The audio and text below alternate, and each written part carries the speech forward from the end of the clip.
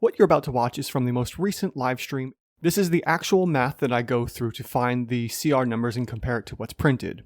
And with that intro out of the way, let's get right into the video. Alright, coming over back to our the tool here. Clean that up, get rid of that. And dump all that. Alright, so our Mezzoloth is a CR5 fiend. Specifically a Yugoloth. Alright. Our Mezzoloth has 18 for its AC, which is pretty good. It's medium, which is surprisingly big. 10d8 hit points, and an additional plus 30 hit points from its Constitution bonus. Alright. Cool. Already with 18 AC, 75 hit points, and a Constitution bonus, we are looking at a DCR 3, just let alone for that already. Now, let's take a look at its skills section and see what we can pull out of there. Alright, so it's got skills. Don't care about the skills. We are only concerned with damage resistances, immunities, and condition immunities. I don't care about condition immunities. I don't know why I highlighted that. Let's skip over that. Alright, so we have a bunch of damage resistances. We have cold, fire, lightning, and then our typical bludgeoning, piercing, slashing. Cool, so right off, we're going to be using damage resistances. But you might ask, well, it's got immunities too. What about the immunities? Only 2 conditions, acid and poison. I don't count immunities or resistances until there's at least 3, because when you have the typical bludgeoning, piercing, and slashing from non-magical, and that's the only thing, those are 3 items. Yes, 3 big items that are commonly found amongst all adventuring parties, but 3 items nonetheless. So because of the damage resistances, let's tick that in. And we get a 1.5 times hit point modifier because it's a CR5. Cool. Alright, let's take a look at the skills traits, the traits section over here. So we have innate spellcasting, magic resistance, and magic weapons. We don't care about magic weapons for purposes of building the monster. So let's not worry about that. It's important in combat against the players, especially if they have, you know, magic reducing, you know, resistances just like some monsters get. But otherwise, we will tick the magic resistance box once we are out of here. But let's take a look at the innate spellcasting. So twice per day, it can cast darkness and dispel magic. Handy in combat, but not for creating the monster's CR. But we do have Cloud Kill. That's going to be important. So let's take a look at how much Cloud Kill is going to be doing in damage. Cloud Kill. Alright, so when a creature enters the spell for the first time, yada yada yada, the creature takes 5d8 poison damage on a failed save, or half as much on a successful one. Creatures are affected even if they hold their breath, or don't need to breathe. So just remember that if your players want to hold their breath while Cloud Kill's going, still doesn't matter. Alright, so we have Cloud Kill, and that's worth 5d8 poison damage. Since that's the only major spell, we're going to do like we did for the Oni, and we're going to put Cloud Kill up here, and that is a total of misplaced my fingers. Round down. 5d8, so half the dice times the number of dice times 2 targets, and the result is 45 damage every round. Unlike the... Actually, we could use the... Yeah, we could use the chart. It's probably better off if I do that. Alright, let's go over to this tab and make a copy. Make a copy here of the Mezzoloth. All right, and then I'm going to shift all that over. Ooh, too fast. And I want to shift that over. All right, let's get rid of all that since we don't need to worry about that. And clear that one out. Now, normally I would, for people coming and looking at these charts later on from the shorts videos, I usually would show what I was doing for those calculations. But for this instance, we don't really need to worry about it. So Cloud Kill, it's a 5th level spell. And we will just repeat what I'd done before.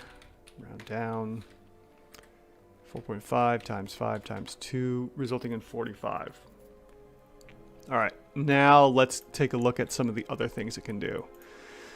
So we have a multi-attack, which I'm just going to do as MA.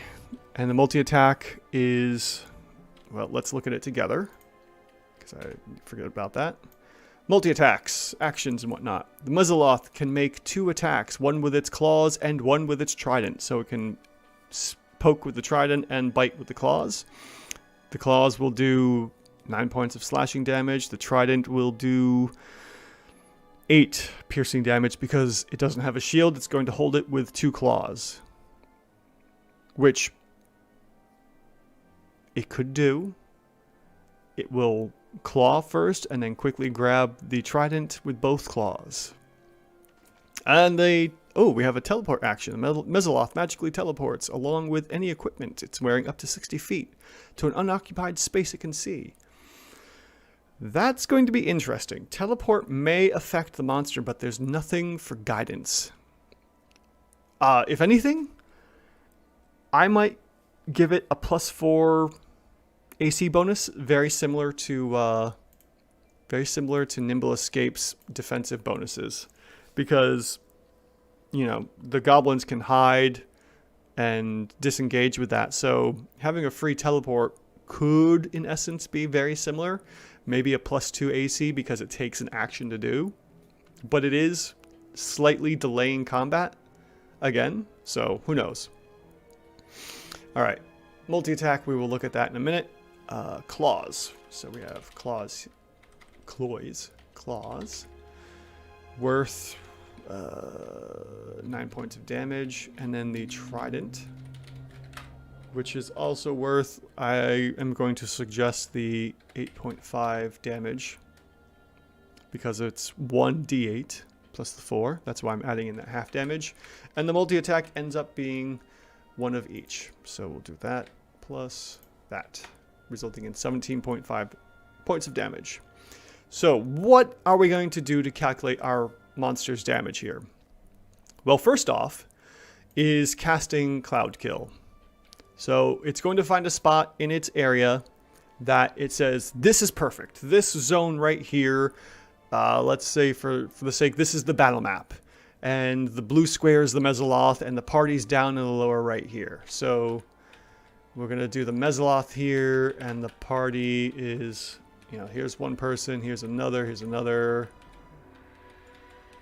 And the Mezzoloth's like, cool, I like this spot right here. Let's put Cloud Kill there. Or maybe it does something like this and puts Cloud Kill in front of it. And that way people have to work around it. Regardless, it's going to do something to put the Cloud Kill in its most advantageous position to protect itself and also keep the players in the Cloud Kill as much as possible. So maybe it's backed itself into an alcove, and the only way to get to it is through the Cloud Kill. Well, if there's no mage that has Dispel Magic, then people have to go in and face the Mezzoloth in Cloud Kill as well. That's like perfect scenario conditions. So we're going to say first round is Cloud Kill, and then each additional round, in theory, the Cloud Kill will also target 2 more players, and those 2 players also fail. So right off the bat, we're looking at 45 total damage. But now we need to add in the multi-attack for its rounds 2 and 3. So pretty simple. We get those. So round 1 casts Cloud Kill. Round 2 goes in, attacks with its multi-attack, and also, in theory, gets the bonus or gets the extra damage from Cloud Kill, as well as round 3. So if all this goes off and according to plan, our Mezzoloth is going to get roughly an average of 56 damage for those first 3 rounds of combat. So let's come back here and add this back in. Now, even though the Claw and Trident is... Well, no, there's only going to be technically 4 uses of the Claws and Trident together in all 3 rounds of combat. The Cloud Kill is technically doing more because it's triggering twice per round. So we're looking at 6 roughly uses of Cloud Kill, again, in theory. So let's use the spellcasting, the spell save DC, which is terrible. It's a DC 11. I just spotted that. Over here on the right, we have a spell save DC 11. Ooh, let's see what happens here. All right, 11. Wow. It actually brought our monster to the correct challenge rating. No, actually it didn't. It brought it over. I'm sorry. Excuse me. So technically our Mezzoloth is underrated. This is actually really powerful. So we have, let me highlight that. Yeah, we'll just do this. So in our final calculation notes here, the Mezzoloth is supposed to be a CR5, but we found a 6 going through our numbers here. And we didn't even have to take into consideration, wait, I missed something. I forgot all about the Mezzoloth's magic resistance. This is going to bump it up even higher. All right, magic resistance, watch it go. You know, watch right up in here. And magic resistance now. All right, so we have a CR6 Mezzoloth. There's no way around it. I'm already thinking the easiest way of how to fix this, but for all intents and purposes, right off the bat, our Mezzoloth is actually a CR6. It's, you know, its DCR is a 6, its OCR is a 6. For all intents and purposes, this is a CR6 Mezzoloth. Not the 5 like was printed, unfortunately. So let me go and take a note on this in the 5s for the Mezzoloth. Found a 6 right off the bat here. So we are considering this underrated. And quick fix, don't know yet.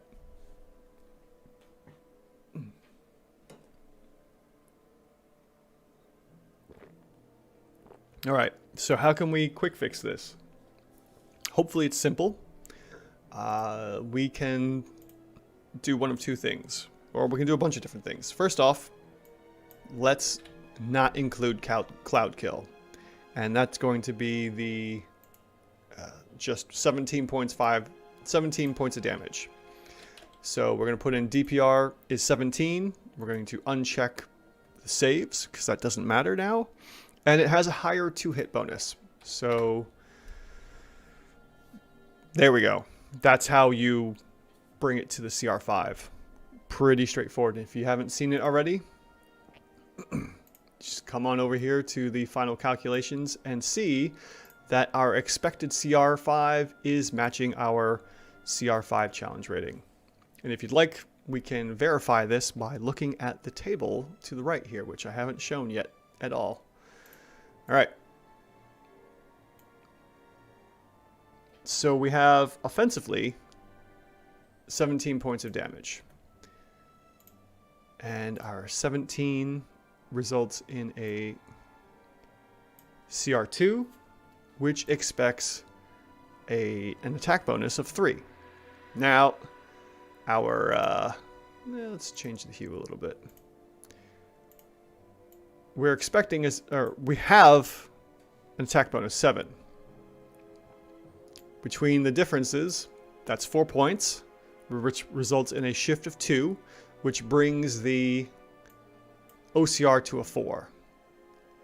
So let's take a look. Do we have an OCR 4? We do have an OCR 4. Perfect. Right there. Now let's take a look at the DCR and see if it does the same. So we have 112 effective hit points and an effective AC of 20. So we need to remember that. Clear that out. And we have effective 112. Was it? Yeah. With an AC of 17 expected. I think I said it had 20. So with a 20, we're looking at a difference of 7, which results in a +3 shift. And sure enough, with a +3 shift, we are popping down to just straight up DCR 6. So if we come back over here, we have a DCR 6, and then simply it's just 6 plus the 4, averaging out, we get a CR 5. So that's how you fix this. We don't cast Cloud Kill. Go back over here. So the quick fix, don't cast Cloud Kill. There you go. That's pretty much it. Someone else was asking me a little while ago about what would happen about modifying our monster. So let's say we want to make this something of a legendary monster. All right. So we want to turn our Mezzoloth into a legendary monster. Let's do the typical 3 legendary resistances. I got to clear that out. So our legendary resistances would come down here, and we'll add in the 3 to this spot here. Get rid of all that. So we'll add in 3 legendary resistances. So the CR5 monster gets 60 extra hit points, which adds in to the effective hit points here, which will bump it up to a DCR 9. So right off, our challenge rating has shifted from a CR5, not using Cloud Kill, to a CR7. So the 60 hit points right off the bat, we can think that potentially every 30 or so hit points added on to a monster will raise its DCR by 1. So let's check that. Let's see what happens if I add in... Can I do 1.5? I can do 1.5. And sure enough, if we look up here, our CR has dropped 1. So at least in the range of CR5, every 30 hit points that you give the monster, be it one item or another, will increase its DCR by 1 step. Alright, so what else can we give this monster for fun? Well, this Mezzoloth could also have legendary actions. Usually right off the bat, one of them is going to be, oh, use its claws. So let's say legendary action claws. And this is 1. It's allowed 1 claw per, or 1 point per use of claws. So we will say that just times 3. So we'll use it 3 times, adding in 27. So we'll take the average of the 17, using the claws and the trident per attack, and adding in our legendary claws for the Mezzoloth. We increase that DPR to 44, and our OCR jumps to 6 from whatever it was before, which I think was, what was it, 17. So it goes from 4 to 6. Losing my train of thought here. Perfect. So it increased it by, the OCR increased by 2 for that. And it does take into effect that, okay, there's more damage and our attack bonus hasn't shifted. So the bonuses from the attack bonus doesn't make as much of an impact since it's doing more damage. And we can verify that by looking over here real quick. We see here that now it's originally going to be a CR6 with 44 damage. It's expecting an attack bonus of 7, or I'm sorry, and it's expecting attack bonus of 6. It has a 7.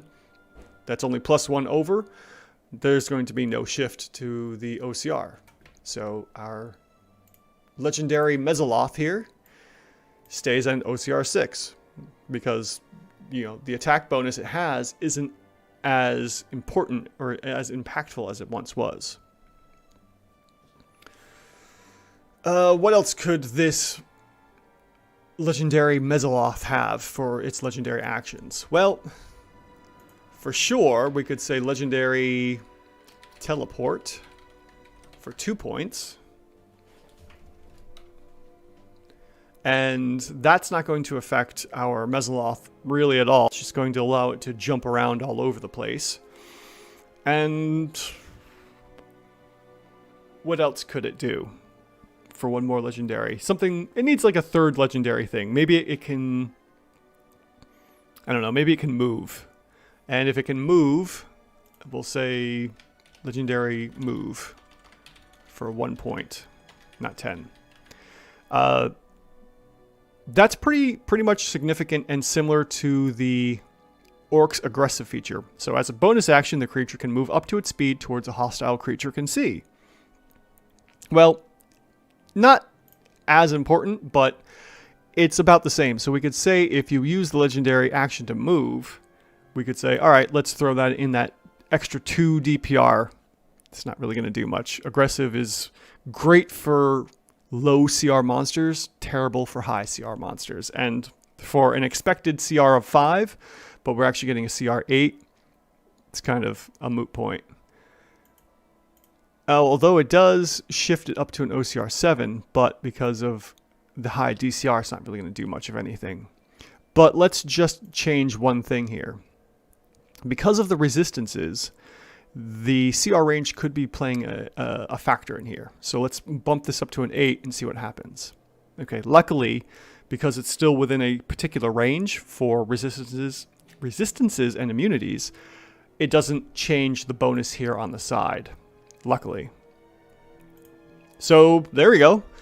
We have a custom legendary Mezzoloth with legendary resistances and 3 legendary actions.